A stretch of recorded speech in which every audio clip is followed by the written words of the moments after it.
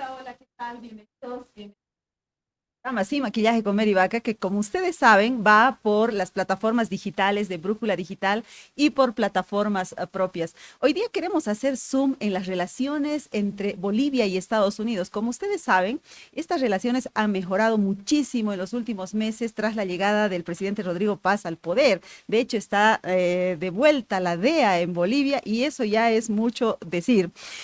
Pero también queremos preguntarnos hoy cómo han sido las relaciones entre estos dos países a lo largo de la historia.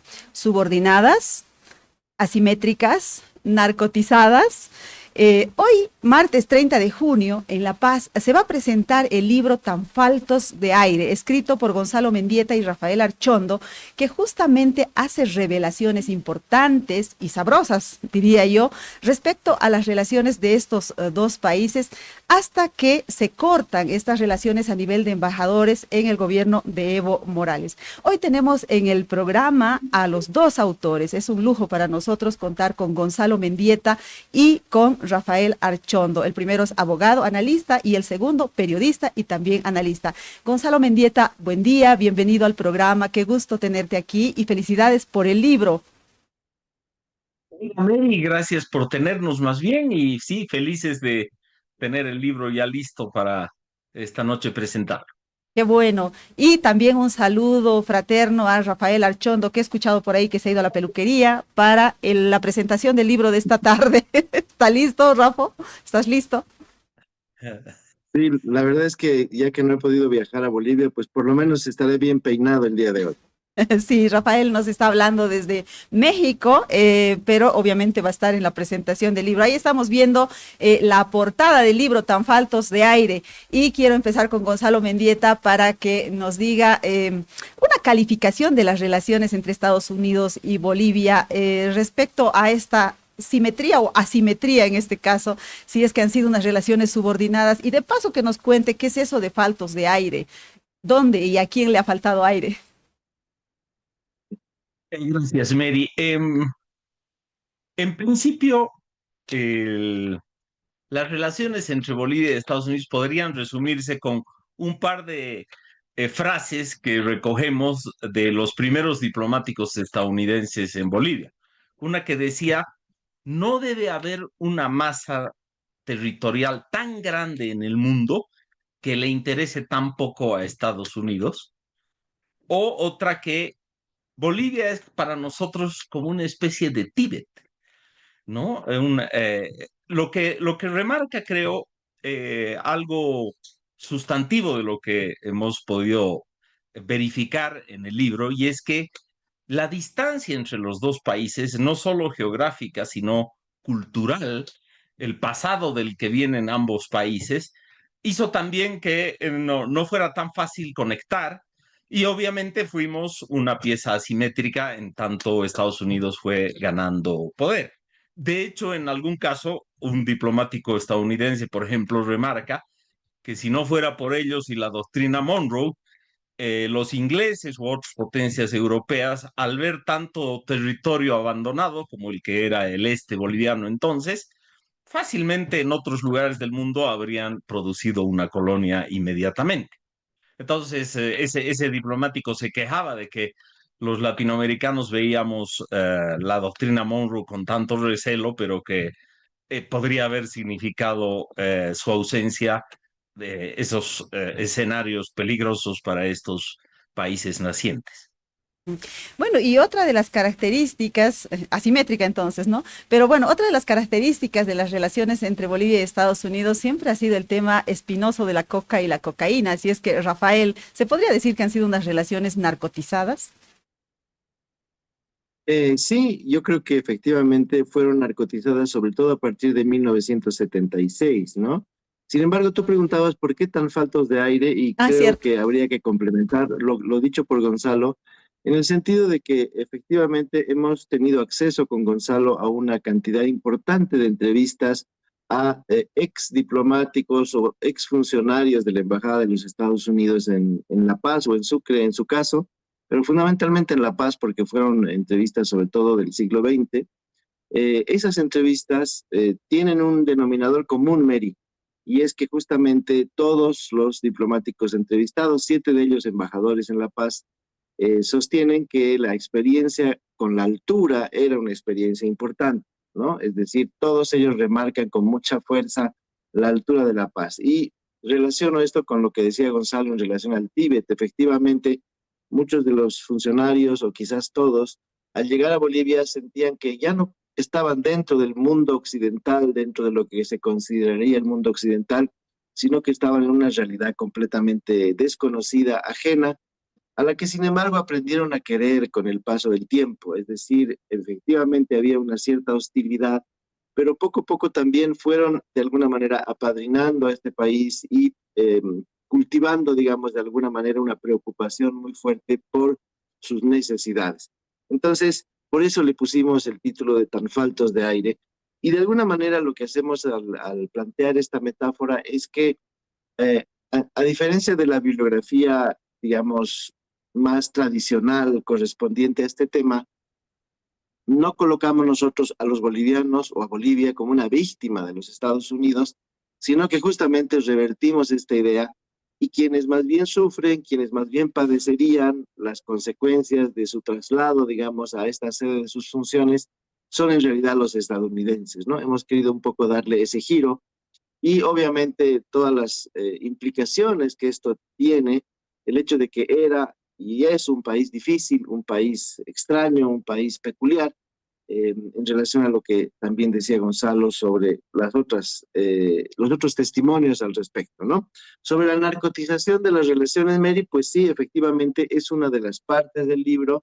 Sin embargo, hay que decirlo, es un periodo que comienza el 76 con el general Banzer todavía en el gobierno, comienza con la primera experiencia, digamos, de respaldo financiero a un programa antidrogas, a un programa vinculado con los yungas, y a partir del 76, efectivamente, la lucha contra las drogas se convierte en el eje central, en el eje principal de la relación, en la exigencia mayor y que llega, digamos, a su apogeo cuando tanto las autoridades de Bolivia como las de Estados Unidos se asumen el propósito de llegar a la meta muy difícil, pero ellos consideraban realista, de coca cero, ¿no?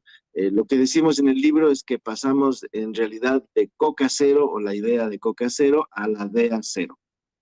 Claro, es verdad, nos hemos quedado sin DEA durante 18 años, ¿verdad? Oye, y me ha parecido muy irónico incluso de que justamente sean unas relaciones narcotizadas, que Estados Unidos quiera coca cero en Bolivia y que algunos embajadores hayan calmado el mal de altura y la falta de aire justamente tomando matecito de coca, ¿no, Gonzalo? No hay duda, no hay duda, Mary. Bueno, de hecho, está la famosa historia de Flavio Clavijo, el condepista alcalde del Alto, que cuando llega Al Gore a La Paz, intenta ponerle, ¿no?, una guirnalda hecha de hojas de coca. Apenas el servicio secreto y sus se dan cuenta de la maña de Clavijo, entonces automáticamente, de hecho no hay una foto, creo que recuerdo haber visto fotos de atrás en el tiempo, pero no, porque iba a ser un gafe total para Al Gore, así que estaba también el mate de coca y las guirnaldas de coca estaban al medio. Zapatero se las puso, pero Al Gore no. Y, Bueno, y yo quería, Zapatero tenía otras intenciones posteriores. y por lo visto realmente consideraba una retribución bastante barata, ¿no? Hacer eso.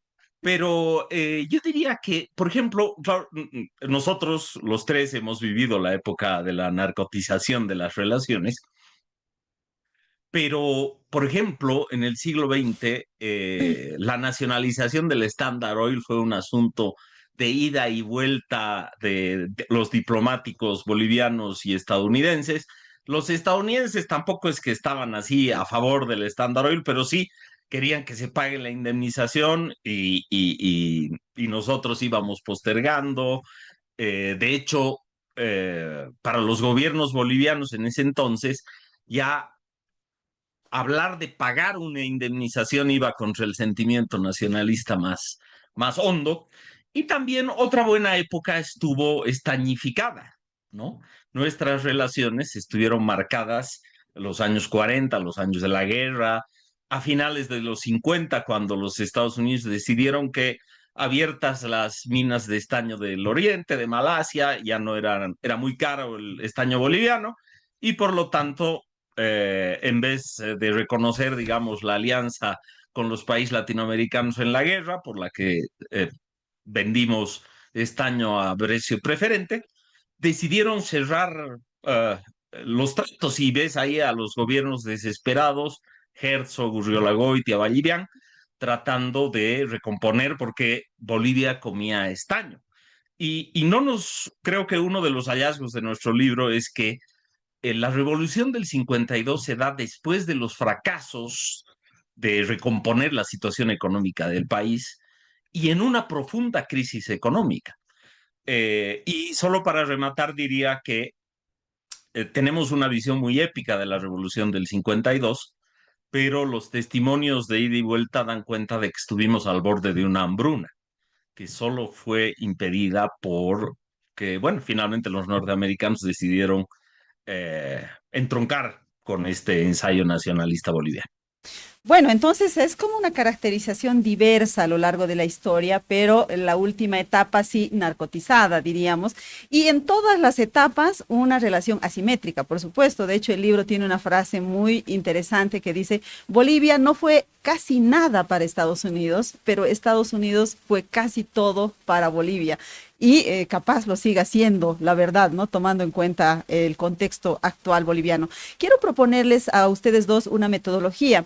El libro, bueno, lo he ojeado solamente porque son 700 páginas, imposible terminar de leerlo en tan pocos días, pero Rafael me ha guiado hacia una sección que se llama Llueven titulares y me ha parecido súper interesante porque nos muestra que el libro tiene una cantidad grande de revelaciones, porque claro, ustedes han accedido a cables diplomáticos, entrevistas, etcétera, que ya quisiéramos los periodistas tener acceso en el contexto en el que han sucedido para hacer grandes titulares, ¿verdad? Pero bueno, yo he escogido algunos así arbitrariamente y los voy a ir poniendo y ustedes, quien quiera, quien haya escrito ese capítulo, pues lo comenta. ¿Les parece? Voy a empezar con el primer titular, vamos con esa lámina, por favor. Y dice, Estados Unidos financió la campaña del general Barrientos en 1966. No tenía idea que Estados Unidos financiaba campañas. ¿Quién quiere comentar eso? ¿Cómo ha sucedido? ¿Qué tan amigo era Barrientos de los gringos? En fin. Me parece que Gonzalo podría ser la persona indicada. No, dos cositas, pero Rafa tendrá más porque además tiene especialidad no solo en ese periodo, sino en desmontar a Zabaleta, entonces, respecto de ese periodo. Pero yo diría dos cosas. Primero, se cree y se dice mucho que Barrientos era un hombre del Pentágono, etcétera, pero de hecho Barrientos hizo alianzas que sonaron un poco sospechosas en su ingreso al gobierno con gente que venía del PIR o del Partido Comunista. Es el caso de Antonio Arguedas, ¿no? Entonces, los Estados Unidos no supieron ubicarlo bien, ¿no?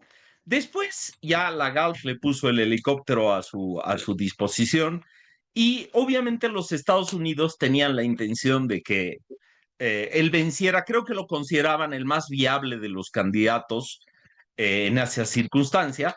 La opción falangista no les parecía que podía tener viabilidad. Y de hecho también aparentemente otro candidato, porque el MNR quedó sin cabeza, Víctor Andrade, también recibió algunos donativos para su campaña. Ese año él era muy cercano a los Estados Unidos. Entonces, la relación con Barrientos podría caricaturizarse si solo nos quedáramos en que recibió el financiamiento para su campaña, porque tiene esos pormenores de los que quería hablar. ¿Y ha financiado otras Sí, campañas Estados Unidos?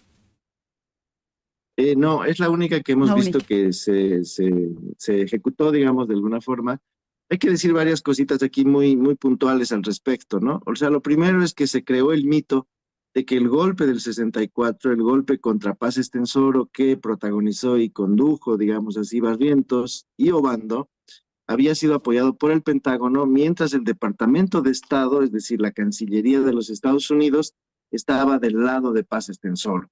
Entonces, Zabaleta es quien plantea esta hipótesis de una especie de escisión interna de la política exterior, donde los distintos departamentos o secciones del gobierno de los Estados Unidos no coinciden en una sola política, ¿no? Lo que nosotros hemos visto en el libro es que esto no es verdad, que Zabaleta tomó esa hipótesis, le convenía como figura política utilizarla, explotarla al máximo, y que de alguna manera Zabaleta asentó esta idea también en la mente de los bolivianos, es decir, sectores importantes o quizás toda la izquierda boliviana asumió la idea de que Barrientos había golpeado con apoyo de la CIA y el Pentágono, o lo que se conoce como el complejo militar industrial de los Estados Unidos, en contra de la postura concreta del gobierno propiamente de los Estados Unidos. Esto no es evidente. Está claro que Estados Unidos respaldaba de manera muy firme a Paz Estenssoro y que el golpe de Barrientos fue una sorpresa, es decir, algo, digamos, incómodo, con lo cual tuvieron que verse, ¿no? Luego, también en el libro está muy bien retratada la relación de Estados Unidos con Barrientos, y fue una relación muy accidentada, muy compleja. A Barrientos los embajadores y los funcionarios decían que era un boliviano terrible porque continuamente le estaba exigiendo cosas. Es decir, hay una clarísima diferencia en el trato de cómo Estados Unidos se llevaba tan bien con Paz Estenssoro y tan mal con Barrientos, ¿no? Entonces, ese es un elemento adicional. Los Estados Unidos tuvieron muchos esfuerzos, tuvieron que invertir mucha paciencia para aceptar a este general nacionalista, díscolo, en cierto sentido arrogante, ¿no? Que era Barrientos en general. Eso también es interesante, cómo lo van describiendo. Y entonces eso de alguna manera remueve las ideas. Ahora, sobre las campañas electorales, efectivamente Estados Unidos quería que la elección del 66 fuese una elección aceptable, legítima, que realmente construyera un liderazgo alternativo al del MNR, y esa fue probablemente la razón por la cual decidieron empeñarse en alentar financieramente la campaña de Barrientos. También es interesante decir, fue el propio Barrientos el que se los pidió, ¿no? Les exigió que les dieran dinero, y además él tiene un argumento muy curioso, dice, ustedes me tienen que dar dinero porque yo he dejado de ser ya parte del gobierno. Hay que recordar que Barrientos pide licencia, deja a Obando en el poder y se dedica a la campaña electoral. Entonces dice, yo ya no tengo acceso a recursos del Estado, y entonces son ustedes los que me tienen que financiar. Les envía el programa de gobierno, les envía la lista del gabinete que va a tener, de alguna manera como una especie de forma de retribuir aquel gesto que Estados Unidos tuvo para con él. Bueno, creo que se van a caer varios mitos, ¿no? Con este libro y varias narrativas, diríamos hoy en día, así se llaman los mitos ahora. Así es que quiero seguir. Vamos con la siguiente lámina, por favor, para que veamos qué otro titular hemos encontrado. El plan Bohan tuvo un efecto colateral, la expansión de los cultivos de coca. Esto me dejó paralizada. Digo, ¿cómo es posible que un plan de Estados Unidos para favorecer a Bolivia haya terminado en producción de coca? Ahí les dejo el comentario. ¿Cómo fue? ¿Cómo es eso que ocurrió tal cosa? Gonzalo. Es una cosa lateral, pero te cedo. Bueno, es interesante, Mary, porque idea esta conclusión, perdón, que el libro obtiene a partir del estudio del plan Bohan, es interesante porque son los propios cooperantes de los Estados Unidos, son los propios expertos en temas agrícolas, los que llegando a Bolivia y desarrollando el plan Bohan terminan finalmente sacando esta conclusión, ¿no? Es una conclusión que se repite en varias entrevistas. Todos ellos dicen, hemos hecho la expansión, la diversificación agrícola del país, un poco refiriéndome a lo que decía Gonzalo, es decir, Bolivia comía estaño, el plan Bohan dice, Bolivia debe dejar de comer estaño y debe comenzar a producir sus propios alimentos. Y entonces, para los estadounidenses, esas personas tan faltas de aire, digamos así, lo lógico era que Bolivia creciera hacia el este, ¿no? Que Bolivia expandiera su frontera agrícola, que Bolivia sacara el mayor provecho posible de la carretera que conducía a Santa Cruz. Y entonces eso que se llamó el Servicio Nacional de Colonización, ¿no? Ese fue el nombre original que luego dio lugar al nombre colonizador. Lo financiaron los Estados Unidos. Le pusieron además mucha tecnología, muchos técnicos agrícolas llegaron a Bolivia para imaginarse una especie de fenómeno parecido al que los Estados Unidos mismos habían vivido, ¿no? Hay que recordar que Estados Unidos se expande precisamente hacia el Pacífico, más o menos en esa tonalidad, ¿no? Son colonos los que finalmente terminan convirtiendo a Estados Unidos en una potencia bioceánica.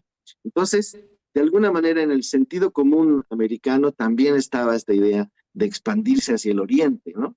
Y entonces, en el momento en que se van colonizando esas zonas y lo van haciendo al amparo de los sindicatos campesinos, que fueron impulsores de la colonización, obviamente la pregunta era, bueno, ¿qué van a cultivar?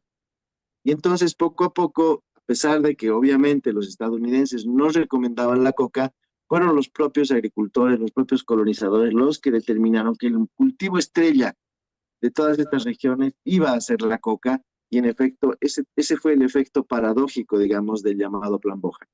Qué dolor de cabeza para los gringos. Adelante, Gonzalo, querías decir algo. Quería decir que otra de o sea, dos cosas respecto al Plan Bohan y esto de la coca. Una es que los estadounidenses desde el siglo XIX veían con azoro que las tierras del este boliviano estuvieran casi sin habitantes o muy abandonadas y que nadie se ocupara de ellas. Bueno, también los déficits fiscales habituales bolivianos hacían quizás esa una tarea titánica, pero a lo que voy es que Bohan recoge esa memoria de los Estados Unidos que veían un gran potencial en el este boliviano. Y una segunda cosa sobre la coca es que a partir de de las exploraciones que hizo el famoso cónsul inglés expulsado por Belsu, eh, una de esas exploraciones en su misión en Bolivia fue por el Chapare. Y él describe la cantidad de coca que está cultivada en el Chapare. Esa ha sido una sorpresa para todos, porque realmente todos hemos leído la existencia de la coca como un asunto precisamente ocurrido en las décadas posteriores al Plan Bohan, pero este testimonio es un testimonio de un siglo previo que acredita que ya existía coca para allí. Pero la producción industrial habrá venido después, ¿no? Ah, no, yo creo que... Y el mercado. El mercado, exacto, el mercado del otro lado. Bueno, vamos con la siguiente lámina, por favor, porque tenemos varios titulares más para analizarlos. Estados Unidos, 2 puntos. La decisión de ejecutar al Che fue una estupidez. Y quiero aquí poner la siguiente lámina más porque está relacionada con el mismo tema. Estados Unidos le salvó la vida a Regis Debray. ¿Quién quiere empezar con este tema? Pues mira, Mary, yo creo que aquí es interesante esta especie de situación, digamos, de espejo, ¿no? Entre Regis Debray y el Che, ¿no? Hay que recordar que en marzo del 67, Regis Debray, un filósofo francés, prácticamente un teórico de la lucha armada, fue detenido en Muyupampa, en Bolivia, en compañía de otros 2 extranjeros, y Regis Debray era en ese momento pues el preso más notable de lo que podría ser, digamos así, la organización del campamento guerrillero del Che, que estaba ya en hostilidades, es decir, Regis Debray es detenido después de que la guerrilla del Che comienza ya operaciones el 23 de marzo, ¿no? Entonces, la detención de Debray, si no me equivoco, es en abril, y en ese momento hay una conversación entre Barrientos y el embajador de los Estados Unidos. Barrientos le comunica que un tal Debray ha sido detenido, y es el embajador de los Estados Unidos el que le pide que la vida de Debray se salve, ¿no? Es decir, que no lo fusilen como hubiese querido Barrientos, y Barrientos, muy a su pesar, digamos, acoge esa sugerencia de Henderson, y finalmente esa sugerencia creo que le salva la vida a Debray. Sin embargo, luego Debray es sometido a un juicio militar en Camiri, y es un juicio que claramente es una de las peores derrotas políticas del gobierno de Barrientos. Es decir, juzgar a Debré fue una mala idea, porque obviamente Debré aprovechó muy bien los reflectores internacionales para hacer conocer sus ideas y para convertirse, digamos, en un incómodo procesado por la justicia militar. Esas consecuencias concretas negativas que tuvo el juicio de Debré fueron las que finalmente llevaron al general Barrientos, al general Obando y al general Torres a tomar la decisión de acabar con la vida del Che. Es decir, el gobierno boliviano no estaba dispuesto a volver a pasar por un juicio como el de Camiri, y mucho peor teniendo ya al Che como uno de sus principales encausados, ¿no? Creo que esa es la razón fundamental. Y creo que nuestro libro es el primero que dice ya casi sin dudar que la decisión fue tomada en el Estado Mayor y que de esa decisión, y ahí está creo el elemento interesante, Mary, de esa decisión no participó Estados Unidos, y que Estados Unidos estaba tan en contra de que se fusilara a Debré como estaba en contra de que se fusilara al Che. Y efectivamente el término estupidez es un término que utiliza uno de los principales asesores del presidente Johnson cuando informa sobre la muerte del Che. Dice, haber fusilado al Che fue una estupidez, pero lo entendemos en el marco de las circunstancias en las que actuaba el gobierno boliviano. Bueno, entonces ahí se cae otro mito, Gonzalo, en el sentido de que se podía creer que Estados Unidos hubiera influido o incluso ordenado o decidido que se matara al Che. Yo creo que esta es una muestra de cómo subestimamos los factores de política interna para fácilmente encuadrar, digamos, la disputa entre víctimas bolivianos, sometidos bolivianos y déspotas gringos, haciendo y deshaciendo lo que ocurre en el país.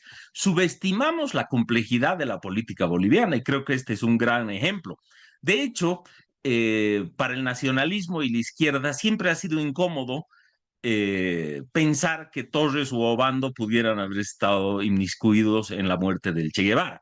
La narrativa, digamos, de que la CIA fue el alfa y omega de esa operación, libraba de culpa y no permitía hacer una distinción tan clara entre buenos y malos, que es uno de los objetivos de la simplificación política, ¿no?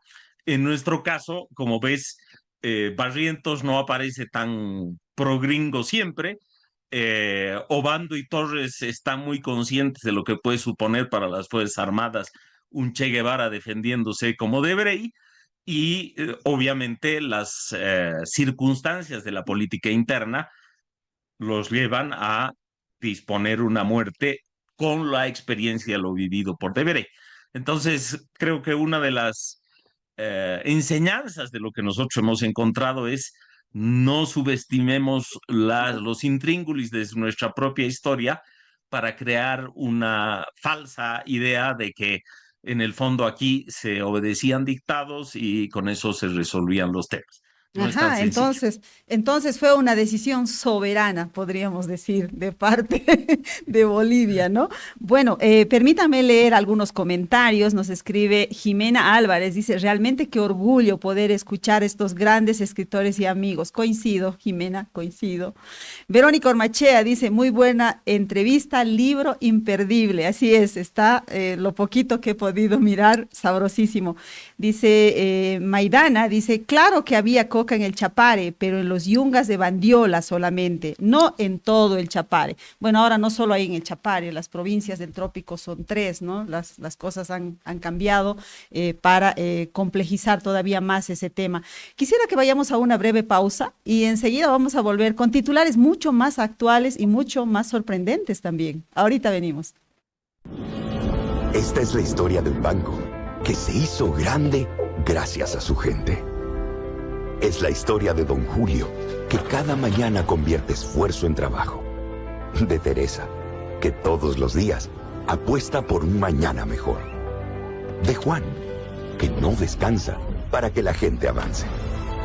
De Doña María, que cocina con las manos y sueña con el corazón.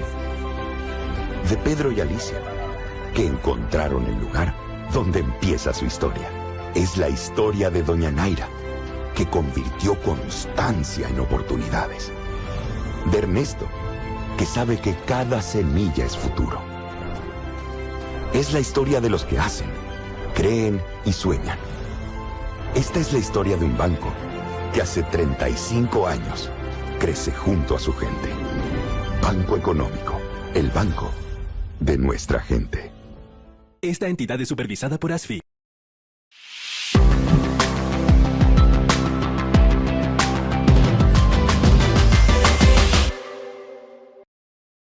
Bueno, estamos de regreso revelando los titulares que no se pudieron dar en su época y que los estamos dando hoy gracias al libro Tan faltos de aire de Gonzalo Mendieta y de Rafael Archondo. Vamos por favor al siguiente titular que lo hemos encontrado por supuesto en el libro y lo único que hemos hecho es ponerlo en una laminita para que parezca de la época. Adelante por favor con la siguiente lámina.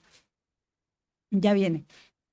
Ahí está, la guerra contra las drogas estuvo supeditada a Estados Unidos, que podía incluso vetar a autoridades nacionales, ¿no? Decidir quiénes fueran los encargados de la lucha antidrogas.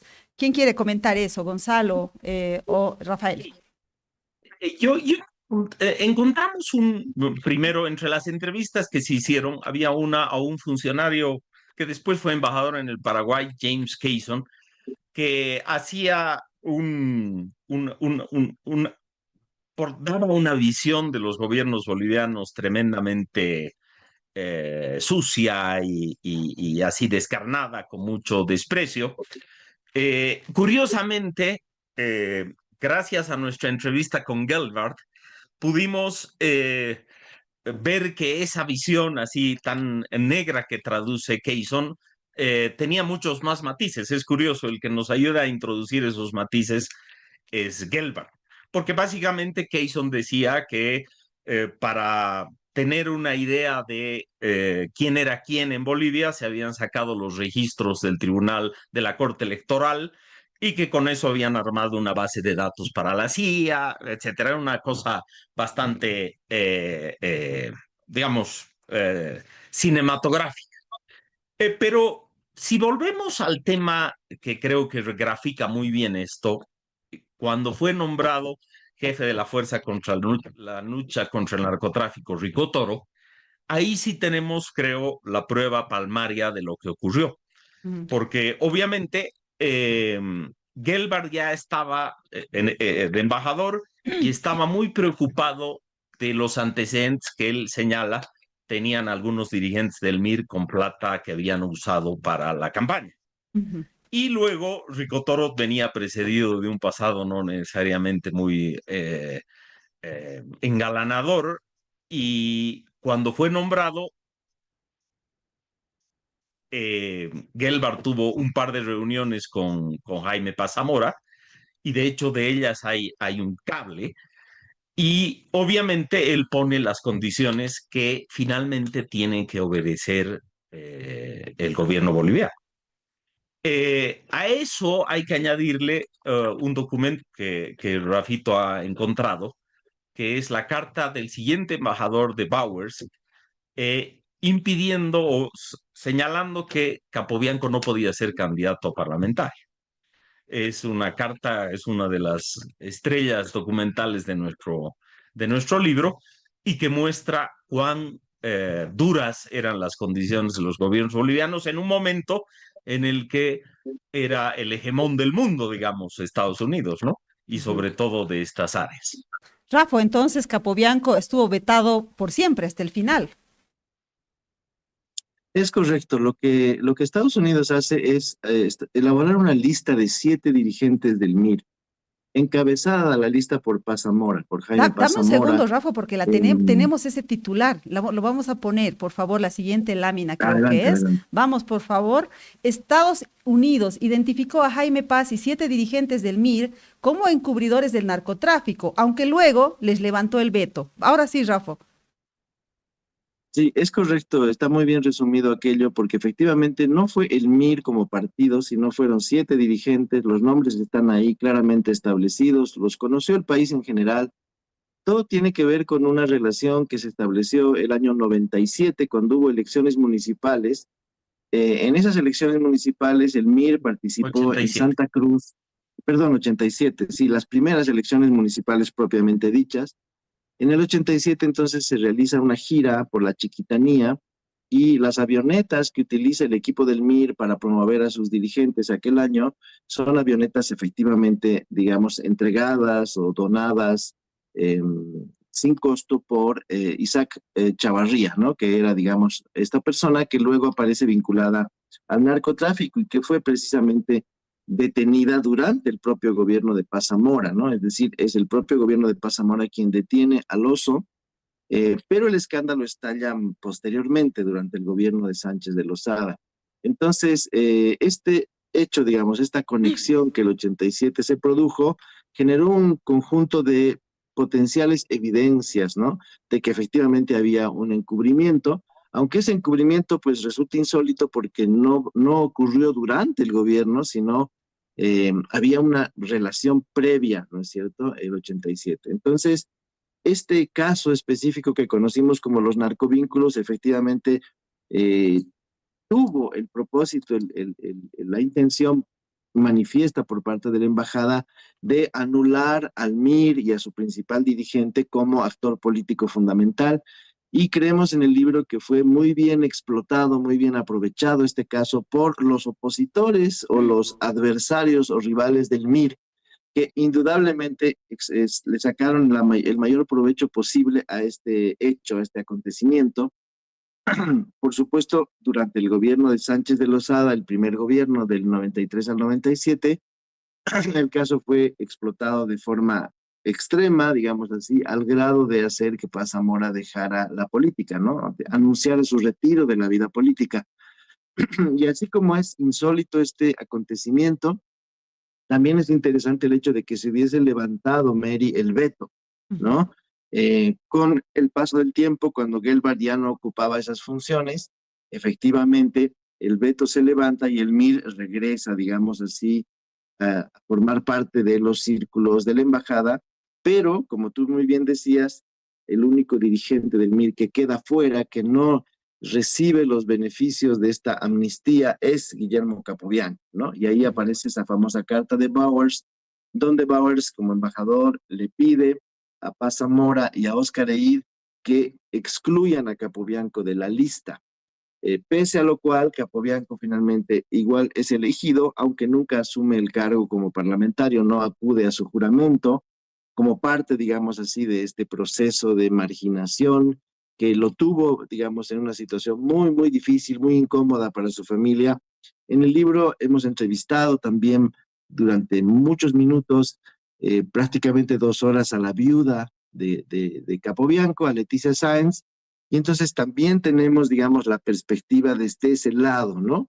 Esta es una historia compleja, es una historia que evidentemente termina con la frase de Gelbard que nos dice que, por ejemplo, Óscar Eid es uno de los políticos bolivianos que él más valora, ¿no? Esa fue su afirmación en la entrevista, lo cual nos hace ver que efectivamente el levantar el veto al MIR incluyó con mucha fuerza, con mucha preponderancia a Óscar Eid, que como todos sabemos, pues tuvo que pagar con cárcel esta situación específica.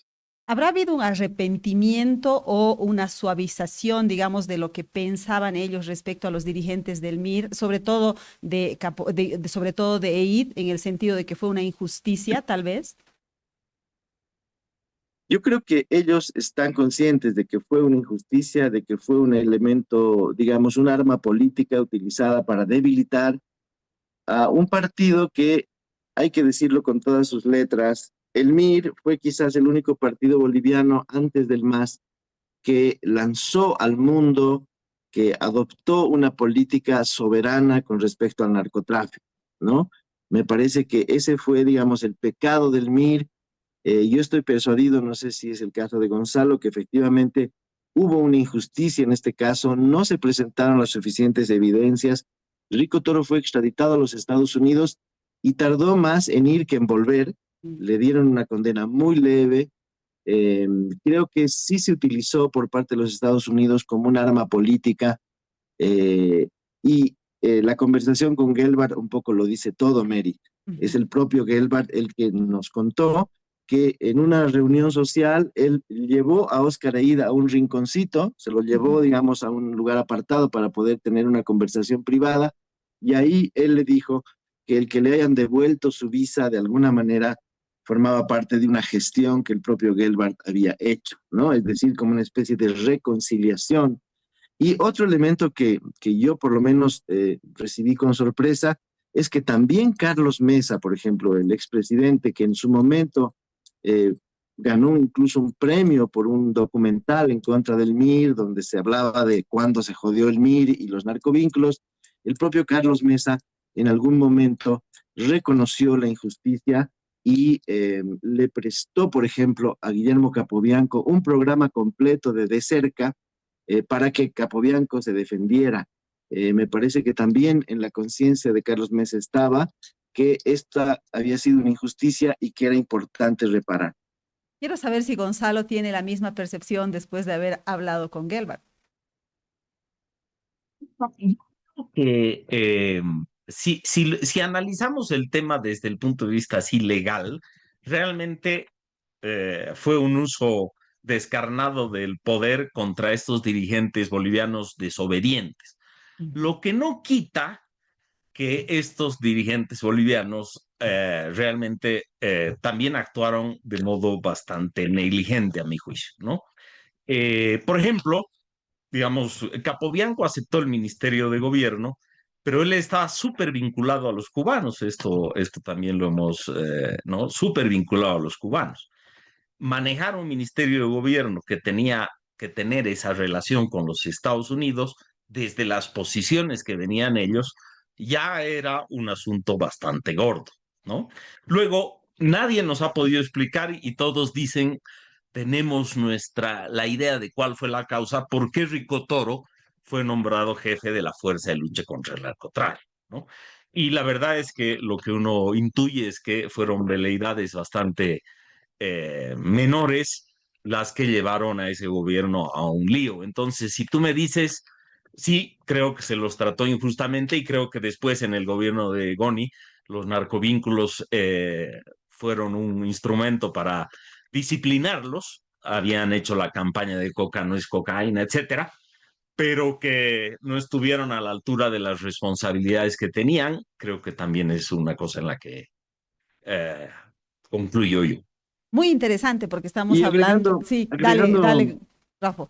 agregando, Mary, solo una anécdota que cuenta Jaime Paz en algunas entrevistas que hemos recuperado, pues se dice que el 89, cuando Sánchez de Lozada gana la elección y se decide, o se iba a decidir en el Congreso si Banzer o Sánchez de Lozada iban a ser el presidente, el próximo presidente de Bolivia, Paz Zamora cuenta que Gelbart lo fue a visitar y que le pidió por favor que el MIR votara a favor de Sánchez de Lozada, que Sánchez de Lozada era, digamos así, el candidato de los Estados Unidos.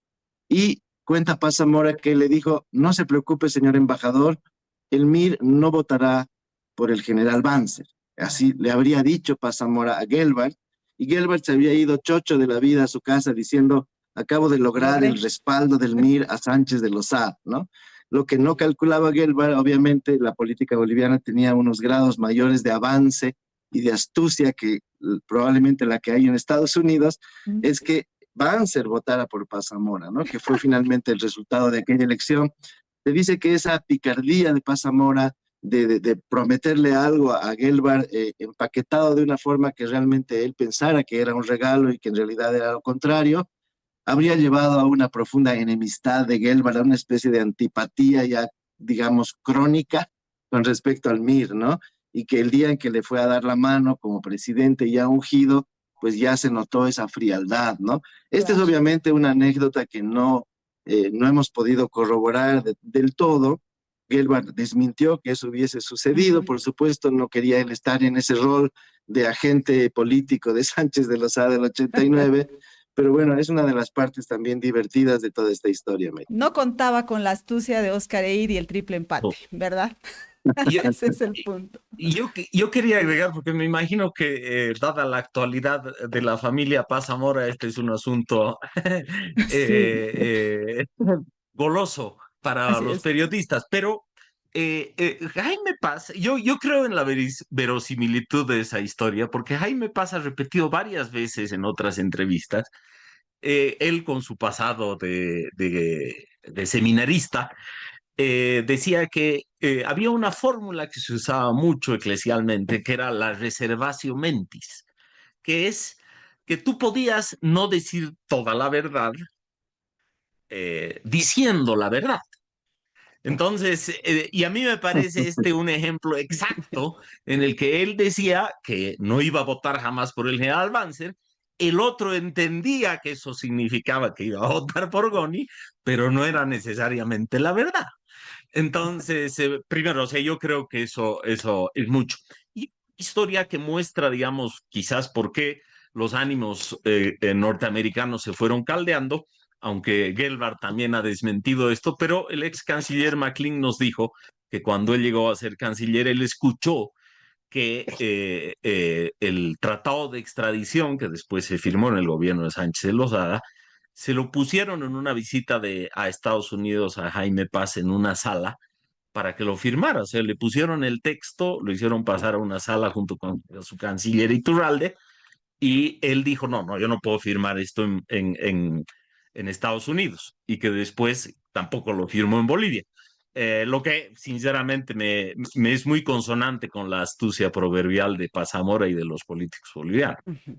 Bueno, mientras no digas mentiras, estás diciendo la verdad, sería. Bueno, aquí está, hay comentarios, dice Franz Gómez, nos dice, sobre la base del pasado, ¿qué se podría decir respecto al futuro de la relación de Bolivia con Estados Unidos? Lo tenemos previsto para el final del programa, pero no sé si nos va a alcanzar el tiempo, y si no alcanza, yo prometo otro programa, siempre que los invitados quieran. Patricia Nolasco nos dice, felicidades a los panelistas por recordarnos parte de la historia. Tengo que ir a una breve pausa y enseguida volvemos porque tengo un titular más, mucho más actual, y ya luego quisiera ir con la relación actual a ver si nos alcanza el tiempo. Ya venimos. Esta es la historia de un banco que se hizo grande gracias a su gente. Es la historia de Don Julio, que cada mañana convierte esfuerzo en trabajo. De Teresa, que todos los días apuesta por un mañana mejor. De Juan, que no descansa para que la gente avance. De Doña María, que cocina con las manos y sueña con el corazón. De Pedro y Alicia, que encontraron el lugar donde empieza su historia. Es la historia de Doña Naira, que convirtió constancia en oportunidades. De Ernesto, que sabe que cada semilla es futuro. Es la historia de los que hacen, creen y sueñan. Esta es la historia de un banco que hace 35 años crece junto a su gente. Banco Económico, el banco de nuestra gente. Esta entidad es supervisada por ASFI.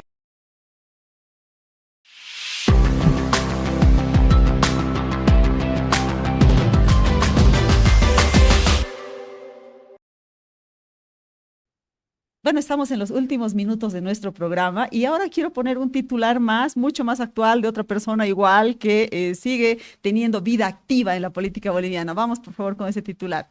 Ahí está. Estados Unidos hurtó 28 misiles aire-tierra de las Fuerzas Armadas a espaldas de Rodríguez Belcé. Bueno, se lo ha acusado al expresidente, pero aquí en este libro básicamente se cae ese mito.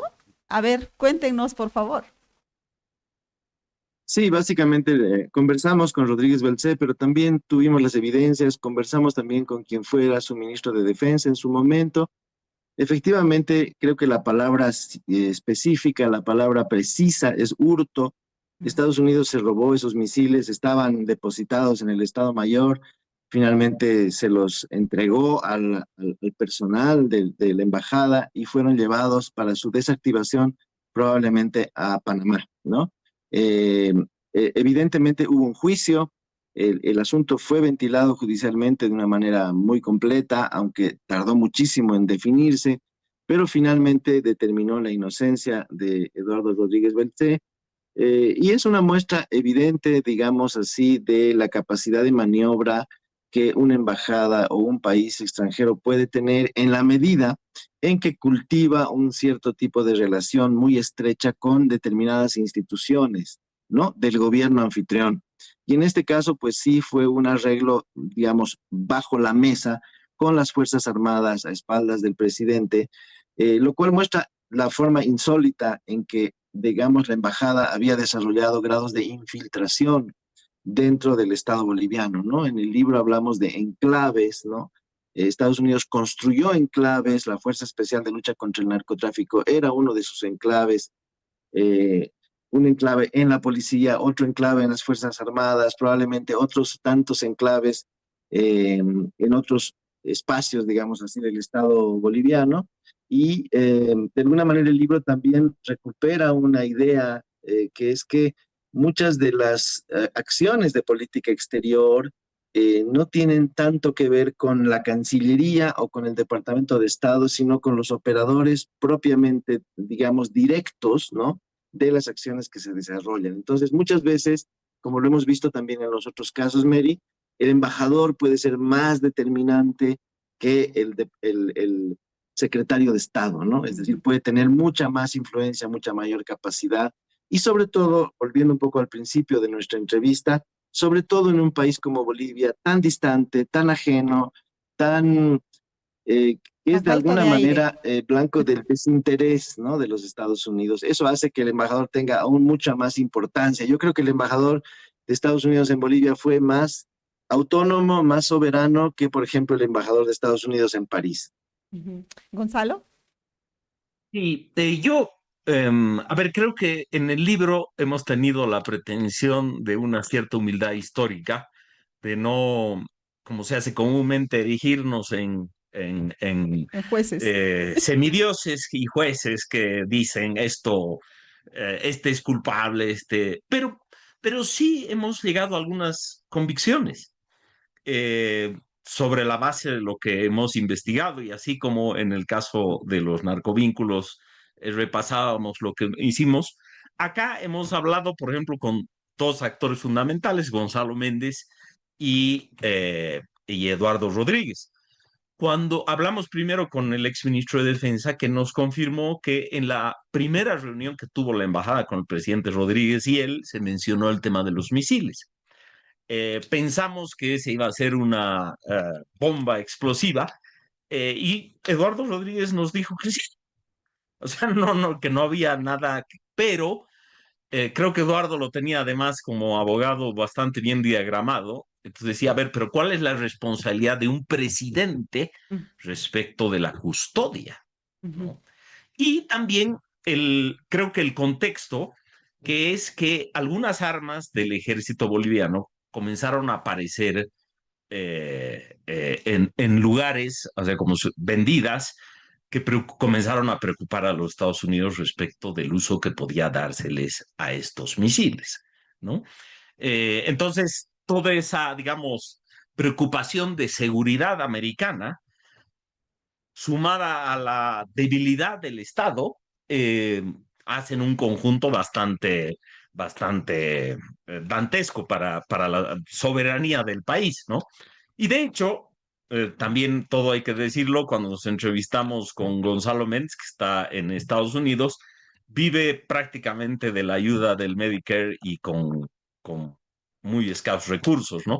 Cualquiera diría, bueno, es un hombre que conquistó alguna buena suerte por haber sido afín a los norteamericanos, pero realmente la situación, yo he salido con mucho respeto de este libro por quienes han ejercido la función pública en Bolivia, incluidos los expresidentes. ujú. La verdad es que manejar este país y manejar la debilidad del Estado y manejar el ser exfuncionario público en Bolivia no se lo deseo a nadie.